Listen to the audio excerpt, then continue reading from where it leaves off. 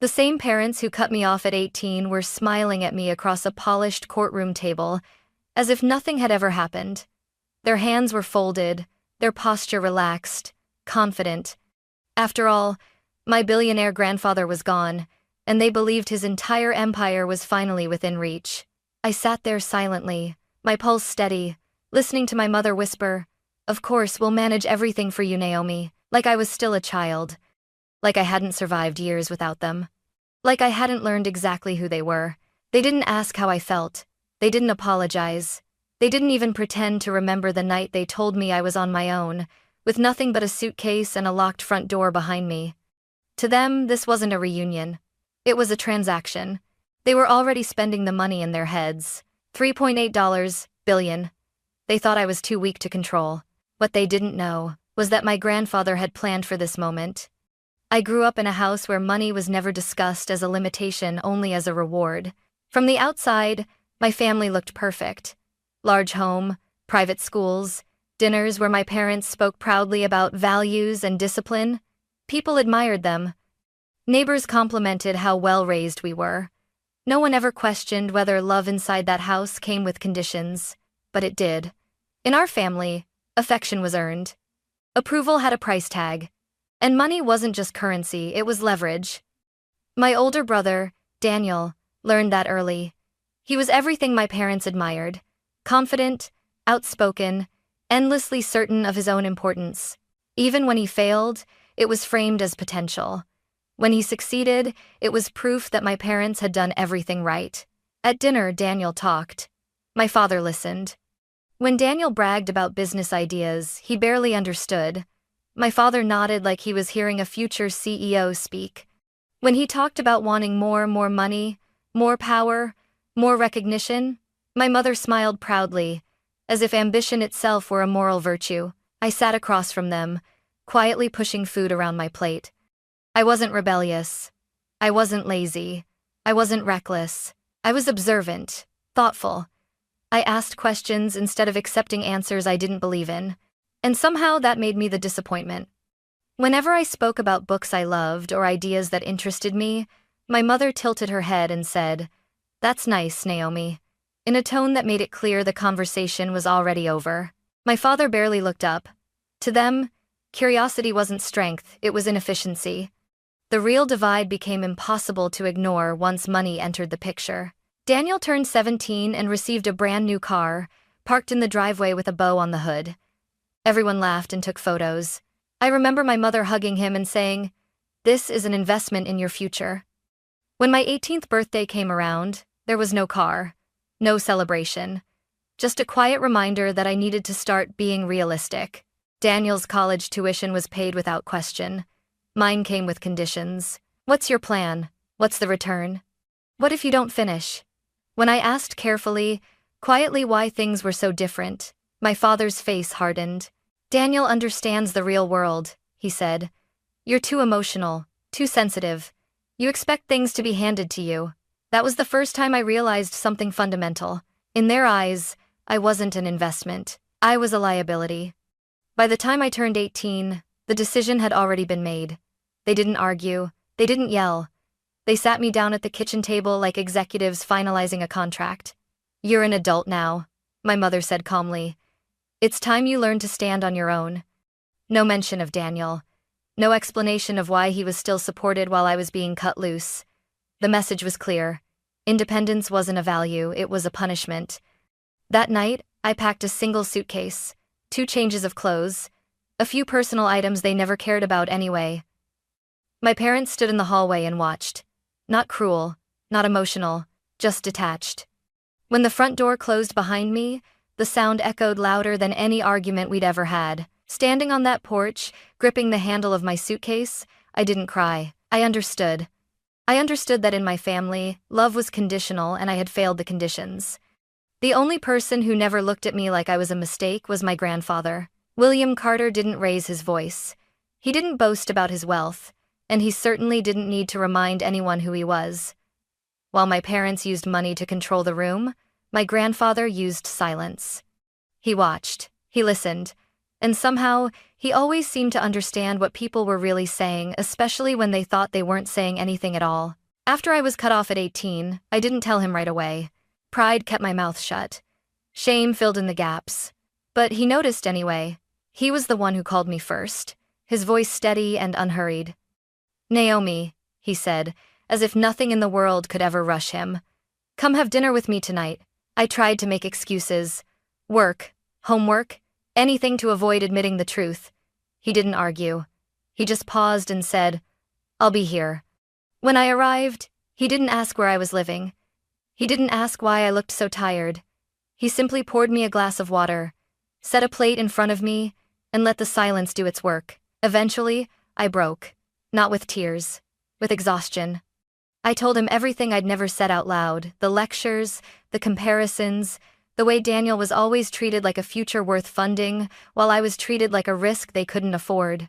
I expected disappointment, or pity. Instead, my grandfather leaned back in his chair and smiled faintly. "So," he said, "they finally showed you who they are." That was it. No outrage, no shock, just confirmation. From that point on, he became my quiet refuge. I stayed on his couch more nights than I can count. He never called it charity, never made me feel small. He'd hand me grocery money like it was the most normal thing in the world and say, "Everyone needs a little help sometimes. Don't confuse that with weakness." Where my parents saw hesitation, he saw patience. Where they saw sensitivity, he saw perception. "You notice things," he once told me while we played chess late at night. "That makes people uncomfortable, especially people who rely on control." He never spoke badly about my parents, but he didn't defend them either. And that silence spoke louder than any condemnation. As years passed, I built my life piece by piece. Nothing glamorous, nothing flashy. And every step of the way, my grandfather watched quietly from the sidelines, never interfering, never directing, just observing. Sometimes, I'd catch him studying me with an expression I couldn't quite read. Not pride, not concern, calculation. At the time, I thought he was just an old man reflecting on the past. I didn't realize he was looking ahead. And I had no idea that while my parents had written me off as a loss, my grandfather was doing something very different. He was preparing. When my grandfather died, the world didn't stop, but something inside me did. William Carter had been a constant presence in my life for years, quiet and immovable, like a landmark I never questioned would always be there. Even when his health began to decline, I convinced myself he had time. Men like him always did. They survived recessions, betrayals, wars. They didn't simply disappear. So when the lawyer called, his voice careful and formal, I already knew what he was going to say before the words left his mouth. "I'm sorry for your loss, Naomi." The grief came later. What arrived first was numbness. I flew in for the will reading 2 days later. I wore black not because anyone told me to, but because it felt wrong not to. Sitting alone in the back seat of the car on the way to the courthouse, I told myself not to expect anything. A watch, a letter, maybe one of his old chess sets. That was it. I wasn't naive enough to imagine more. My parents were already there when I walked in. They looked revitalized. My mother stood up immediately, her face softening into something that might have passed for warmth if I didn't know her so well. She reached for my hands like we were reuniting after a misunderstanding instead of years of silence. "Naomi," she said gently, "I'm so glad you came." My father nodded, his lips already curved into a smile that sat too comfortably on his face. Daniel leaned back in his chair, arms crossed, surveying the room like he was assessing a purchase. No condolences, no apologies, just anticipation. As we took our seats, my mother leaned toward me and lowered her voice. "This must be overwhelming for you," she said. "But don't worry, we'll take care of everything." Take care of everything. The phrase sat heavy in my chest. The attorney cleared his throat and began reading. Legal language filled the room: assets, holdings, valuations, numbers so large they felt abstract. Daniel's foot bounced under the table. My father's eyes sharpened with every sentence. Then the words shifted. "Per the wishes of William Carter," the attorney said, "the entirety of his estate, valued at approximately $3.8 billion, is to be transferred to his granddaughter." I stopped breathing.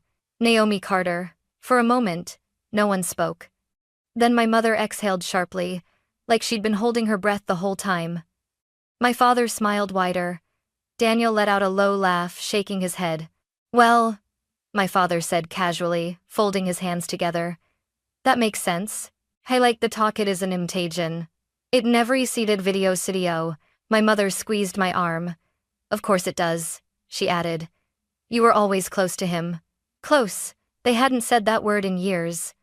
"And naturally," my father continued, already leaning forward, "we'll manage it for you. An estate like this needs experience. Structure, oversight." Daniel smirked. "Yeah, Naomi. This kind of money destroys people." They were so sure. So relaxed. So completely convinced the decision had already been made. I looked down at my hands, resting quietly in my lap. They didn't notice that the attorney hadn't finished reading. They didn't notice the way he paused just briefly before turning the page. And they certainly didn't notice the faint, knowing expression on his face. Because while my parents were already dividing control in their heads, my grandfather's real intentions were still waiting to be revealed. The moment the attorney paused, my parents leaned in closer toward me, not him. That told me everything. My mother's hand slid over mine, light but deliberate, like she was reclaiming something she believed belonged to her. "You must be in shock," she said softly. "Anyone would be." I didn't pull away. I didn't speak. I let her continue. "This is far too much responsibility for one person," my father added, his tone calm, reasonable, the same voice he used when he wanted something to sound like a favor instead of a demand. "Your grandfather meant well, Naomi.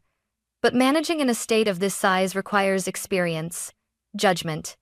Daniel laughed under his breath. "No offense," he said, finally uncrossing his arms. "But you still rent. You've never even managed a real investment portfolio. This isn't a starter account, it's an empire." There it was. Not concern. Not love. Assessment. They weren't asking if I wanted help. They were deciding how to take control without calling it that. My mother tilted her head, her eyes glossy with manufactured empathy. "You've always been sensitive," she said gently. "And that's not a bad thing. But money like this, it breaks people. We don't want to see you ruin your life. Ruin my life." The same people who had watched me leave their house with a single suitcase were suddenly worried about my well-being. I finally looked up. "Ruin it how?" I asked quietly. They exchanged glances quick, practiced. "Well," my father said, "bad investments, emotional decisions, trusting the wrong people." He smiled, as if he were listing unavoidable facts. "We'd set up proper safeguards, trustees, oversight. In our name," Daniel added easily. "Just temporarily, temporary. Like the way they'd temporarily cut me off at 18. My mother squeezed my hand again. Harder this time. "You don't need to prove anything," she whispered. "Let us handle the pressure. That's what family is for." Family, the word felt foreign in her mouth. I could feel the walls closing in, not physically, but strategically. They were building a narrative right in front of me. Naomi is overwhelmed. Naomi is inexperienced. Naomi needs protection. And the worst part? They believed it. They believed that if they spoke confidently enough, calmly enough, the outcome would bend in their favor. That I would nod. That I would hand over control out of fear or gratitude. The attorney cleared his throat again. But my parents didn't notice. They were too busy explaining my own life to me. Too busy reaching for power they were certain was already theirs. They had no idea they were speaking too soon, because my grandfather hadn't finished talking. And the next page of the will was about to tear their version of the story apart. The room had grown quiet, but not the respectful kind. It was the kind of silence that comes when people believe the decision has already been made. My parents leaned back in their chairs, their bodies loose, satisfied. Daniel tapped his fingers against the table, bored now that the hard part was over. To them, this meeting was just a formality. The attorney didn't sit back with them. He remained standing. He adjusted his glasses, glanced once, just once in my direction, and then looked back down at the document in his hands. "If everyone will allow me to continue," he said calmly. My father waved a dismissive hand. "Of course, just the technicalities, right?" The attorney didn't respond. He turned the page.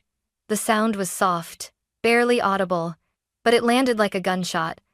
"There are," he said, carefully, "additional provisions attached to Mr. William Carter's estate, My mother's smile faltered, not fully, just enough for a crack to show. Additional? She repeated lightly. I'm sure that's nothing unusual. The attorney read on. Mr. Carter anticipated that his inheritance might be contested. That word snapped Daniel's attention back to the table. Contested? My father echoed, sitting upright now. By whom? The attorney didn't answer him. He continued reading. In the event that any individual, including immediate family, attempts to interfere with, manage, restrict, or assume authority over the estate on behalf of Naomi Carter. My mother's hand slipped off mine. Such actions will be considered a direct violation of the will. The air in the room shifted. Daniel laughed sharply. That's ridiculous. The attorney didn't look up. Furthermore, he continued, his voice steady, Mr. Carter specified that no trustees, guardians, or external managers were to be appointed. The estate is to remain under the sole and exclusive control of Naomi Carter. My father stood up. That's not reasonable, he said, his calm finally cracking. She's not equipped for this. The attorney raised a finger, not sharply, but decisively. I'm not finished. My mother's face had gone pale. She opened her mouth, then closed it again. The attorney took a breath and read the final paragraph. I leave my estate to Naomi because she has lived without my money and learned its value. If my son and daughter-in-law attempt to take control of what is not theirs, it will prove exactly why they were never chosen. The words hung in the air, heavy and irreversible. For a moment, no one spoke. Then my father slammed his hand on the table. This is manipulation, he snapped. He's turning her against us. Daniel pushed back his chair. This has to be challenged. You can't just hand a fortune like this to someone who... Who what? I asked. My voice cut through the room, sharper than I expected. They all turned to look at me. For years, I continued, standing now. You told me I wasn't capable, that I was too emotional, too risky, and now you're angry because someone finally disagreed with you. My mother rushed to her feet. Naomi, sweetheart, this isn't about that. Your grandfather was sick. He was influenced. No, the attorney said calmly. He was precise. Silence fell again. The attorney closed the file. These provisions are legally binding, he said. Any attempt to override them will result in immediate disinheritance and potential legal consequences. My parents stared at him like they'd been struck. Their confidence collapsed in real time. My mother's hands trembled. My father's face darkened with rage. Daniel looked at me, not with superiority anymore, but with disbelief. They had come to that room smiling. They had come expecting control. Instead, they were leaving with nothing. And for the first time in my life, I wasn't the one being pushed aside. I was the one standing. While they realized too late that my grandfather hadn't just left me his fortune, he had left me the final word. They didn't accept it. I knew they wouldn't. People like my parents never believe the first no applies to them.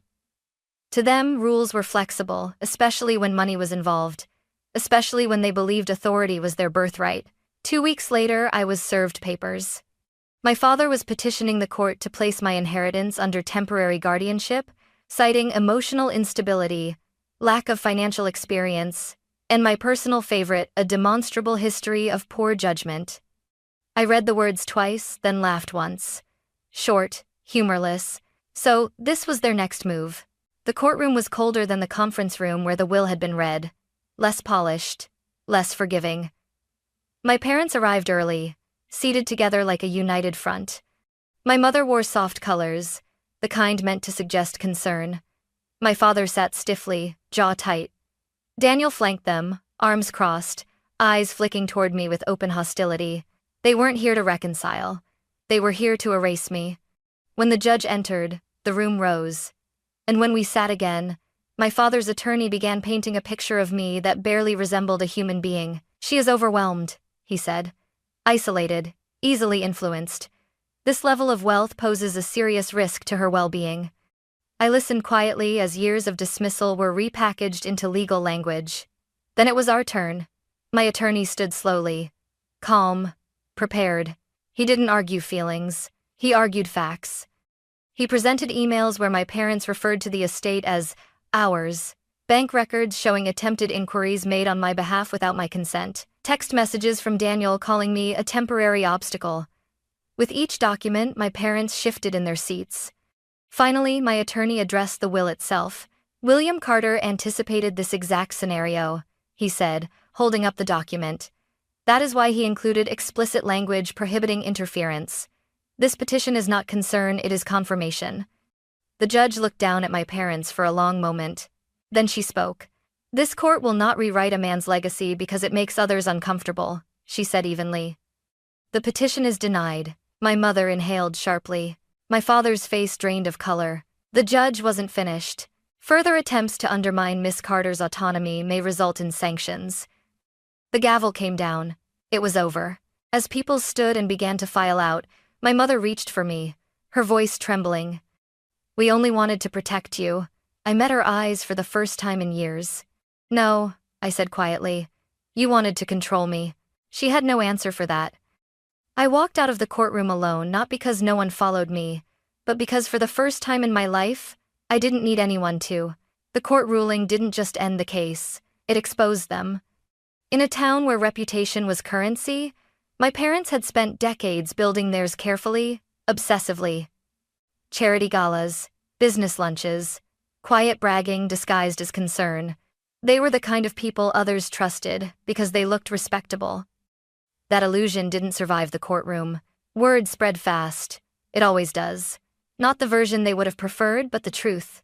People whispered about the petition, about how a father had tried to have his own daughter declared unfit to control her inheritance, about how a billionaire grandfather had anticipated it and written protections specifically against his own son. My mother's invitations slowed, then stopped altogether.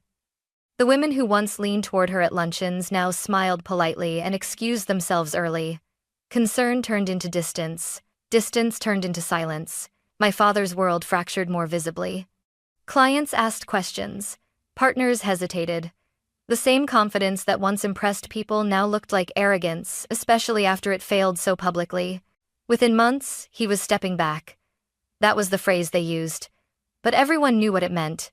Daniel unraveled fastest. Without my parents' certainty propping him up, he didn't know where to stand. The golden child image cracked under scrutiny. People who once laughed at his jokes stopped returning calls. Opportunities dried up. The confidence that had always come so easily to him curdled into bitterness. He cornered me once outside a cafe, of all places. You think you won? He snapped. You think this makes you better than us? I didn't raise my voice. I didn't smile. I think it makes me free, I said. He stared at me like I'd spoken a foreign language. And that was the moment I knew the shift was complete. I didn't change my lifestyle overnight. No headlines, no extravagant displays. I invested quietly, learned deliberately, surrounded myself with people who didn't see me as an asset to manage. That terrified my parents more than anything else, because they could no longer reach me through money. They couldn't scare me with withdrawal. They couldn't rewrite the narrative. They had lost the one thing they'd always relied on: control. And as they faded into the background of my life, I realized something quietly powerful. I hadn't taken anything from them. I had simply stopped letting them take from me. Months later, I drove past my parents' house for the first time since everything ended. The place looked smaller than I remembered. The paint along the shutters was peeling. The lawn was overgrown at the edges, like no one cared enough to keep up appearances anymore. The porch light was on, but the warmth it once projected felt hollow, performative, like everything else they'd ever shown the world. I didn't stop the car. For years, that house had represented failure to me, rejection, the moment I learned how conditional love could be. But as I passed it, I felt nothing pull at my chest. No anger, no sadness, not even triumph, just distance. People assume inheriting billions changes you overnight, that it turns you into someone else. But the truth is quieter than that. Money doesn't build you, it only amplifies what's already there. What changed my life wasn't the $3.8 billion. It was the moment I realized no one could threaten me with abandonment anymore. My grandfather understood that. He didn't leave me his fortune to make me powerful. He left it to make me untouchable, by the people who had spent my entire childhood deciding my worth for me. He gave me something far more valuable than money. He gave me proof. Proof that I had survived without them. Proof that I was never the liability they claimed I was.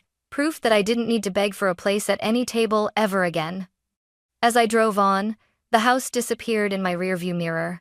And for the first time in my life, I didn't feel like I was leaving something behind. I felt like I was finally moving forward, on my own terms.